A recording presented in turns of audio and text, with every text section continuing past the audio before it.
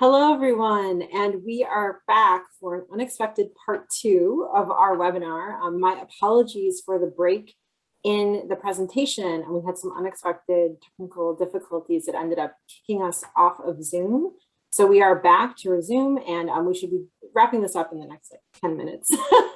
But thank you so much for, again, your interest and your willingness to stay for part 2 of this presentation. And now I'll hand it off to Chris to continue talking about filing.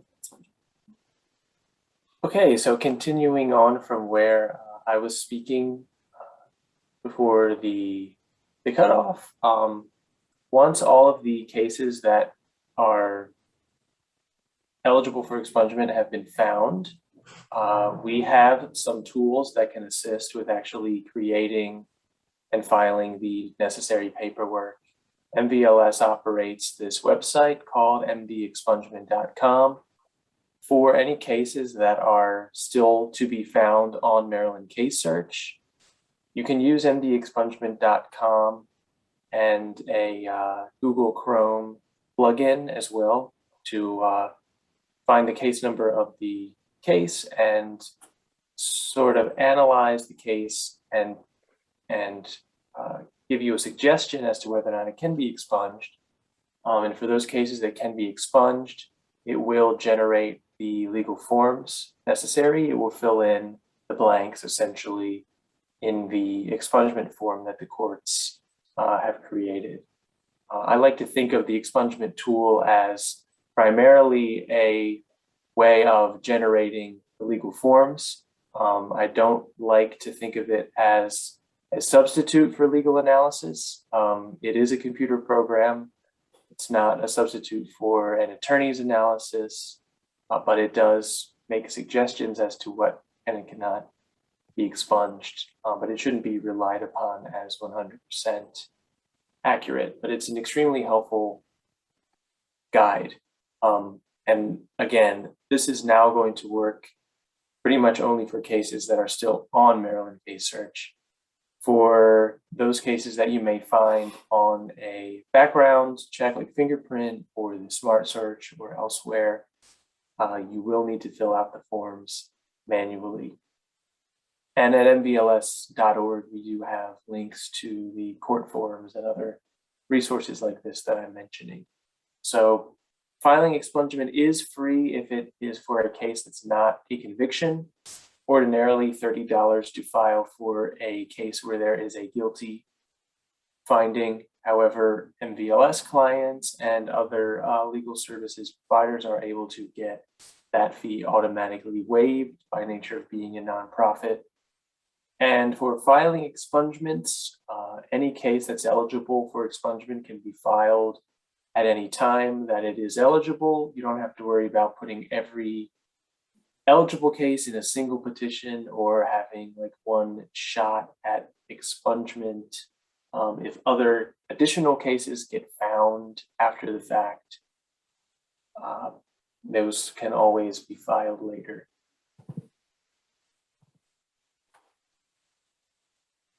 So the actual kind of legal procedure for once something gets filed, according to the actual letter of the law, the state's attorney has a 30-day window to object to the expungement. They can really only object if something is incorrect or something makes it ineligible. Generally, especially if you've had an attorney determine eligibility, there's not really going to be any issues. The state's attorney would normally object if maybe there was a subsequent conviction that you missed in your analysis, or maybe the defendant or petitioner has a new pending criminal charge that would prevent filing expungement that you weren't aware of at the time of filing. But other than that, generally, there shouldn't be an objection.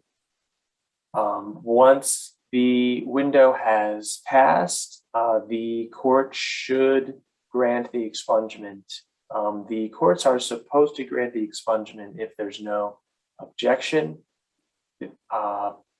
It can actually end up taking several months, 4 to 7 months in Baltimore City.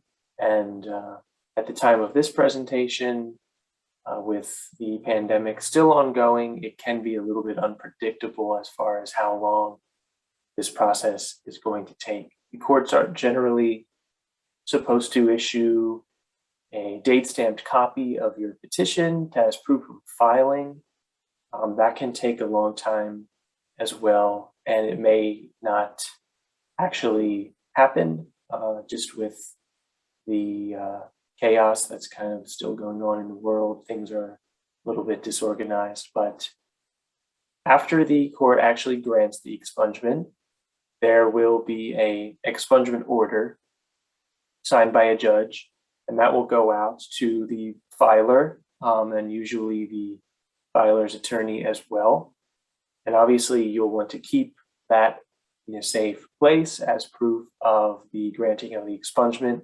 What the order actually does is it gets served on all of the different record keeping agencies that we've been discussing, like the police, the state's attorney, etc.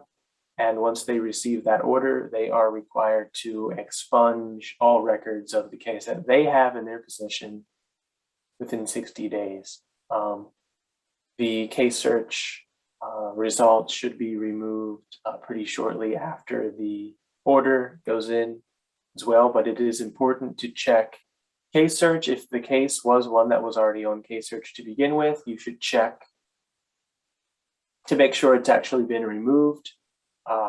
Occasionally, you may have to follow up with the court if it's been, a few weeks and it still hasn't come off. And then you may even want to go ahead and get a fingerprint report, maybe a month or two after you get the expungement orders to make sure that everything really did get expunged. And then that also can serve as a good definitive way of showing these cases are not on my record if they were to somehow be uncovered elsewhere.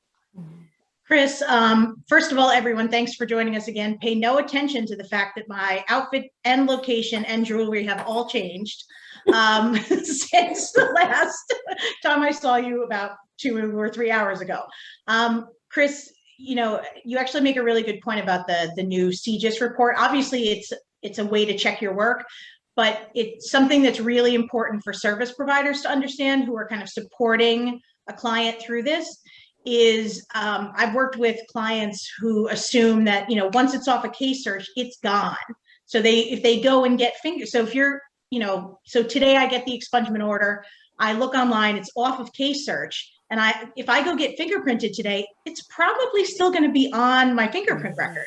Yeah. So it's really important as a way to kind of lend some predictability to the process, and also to not set any unreasonable expectations, to help folks know that even though it's off of case search and you have that court order, it takes some time for things to catch up throughout each of the systems. Because again, case search is one piece, but the police department has a piece of the case. The state's attorney has a piece of the case.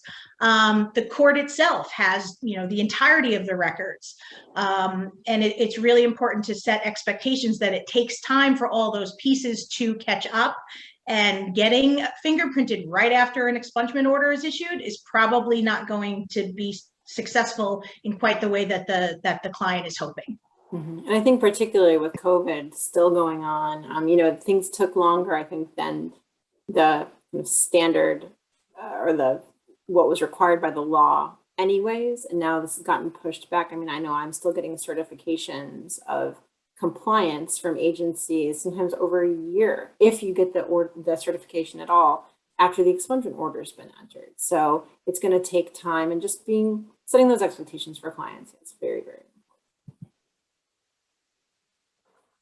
Okay, so very quickly, we did allude to this toward the beginning of the presentation, but if a record has been expunged, a person may not disclose the existence of that arrest or that case on employment applications, and that goes for convictions as well.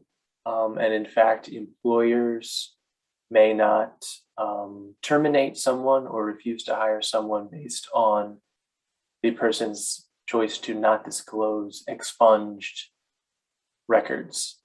In rare circumstances, some types of employers could have access to cases that have been expunged, like military or high security clearance types of employers. As we mentioned, sometimes federal databases could have records that were expunged at the state level. But in general, having a case expunged is going to be the protection that you're seeking from having to discuss that on a job application. Yeah, this is a really good place for service providers to think about doing some advocacy work with your client in terms of how to talk about criminal records and how to frame things in such a way that helps combat some of the stereotypes that exist around people with criminal records, stereotypes that exist around criminal records of different types.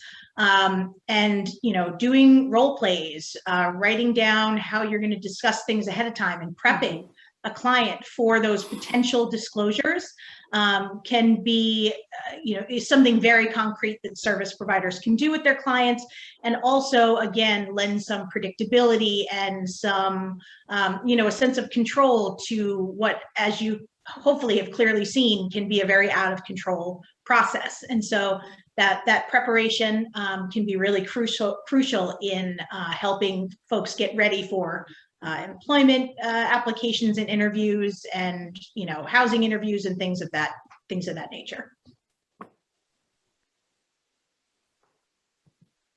All right, well, thank you so much, Chris, for joining us today and for giving this great update for our audience. I know advocates across the state are really going to appreciate hopefully having a deeper understanding of what is a very confusing process and some confusing changes that have rolled out in the past year and that will continue rolling out once October hits. I think one thing we've been trying to hammer home throughout this entire presentation, though, is given how confusing the landscape is, it really is important if your client is able, or if you are able, to reach out and get some legal help with criminal record relief and with things like expungements. And there are a lot of service providers out there around the state that can help with these. We just put a few up here. Of course, the Human Trafficking Prevention Project, we specialize in criminal record relief. You can make referrals or request help through our website or reaching out to myself or to Jess. Maryland Volunteer Lawyer Service has an intake line open Monday through Thursday from 9 a.m. to noon, which anyone can reach out to. We are an income-based organization, but if we aren't able to help, we can definitely provide referrals to other legal resources. The Office of the Public Defender is also there as a resource with criminal record relief, particularly if someone's already represented by the Office of the Public Defender on a criminal matter. And Maryland Legal Aid does so much work around expungements around the state and has lots of clinics and workshops at libraries. And just to highlight, as far as OPD is concerned, it doesn't. You don't have to currently be represented. Oh, Heather, you froze up. I'm sorry. I thought you were. No. My apologies. All I said was you don't have to currently be represented by the OPD, just if you have been in the past. And before we go, we did want to just give Chris a chance to talk just for a minute or two about his program. For many of you, working at organizations where there might be interest in connecting with MVLS, not just through our work around supporting survivors of human trafficking, but also in just general, for just general workforce development, programmatic work. I wanted to give Chris a minute to talk about what he's doing. Yeah, thank you. So as I mentioned earlier, I manage what is called the Workforce Development Program at MVLS. So that means I manage a partnership with a number of job training sites in Baltimore. These are all nonprofit facilities in the city that provide free job training and all sorts of wraparound services, adult education, life skills training, access to behavioral health, childcare, and all sorts of other services. And we kind of come in as one of those supplemental services to the job training programs and are able to do legal consultations with everyone as they enter their job training courses. And right now we actually are able to expand a little bit. So we're talking to other community partners about how we can assist and provide the help that we've been providing. So I'd be happy to speak with anyone about the program if you're interested. Great, and we have Chris's information at the end of the PowerPoint, so I would encourage you to reach out to him if your organization might be interested in learning more, potentially partnering with this great program that MVLS has. So thank you again, Chris, we really appreciate it.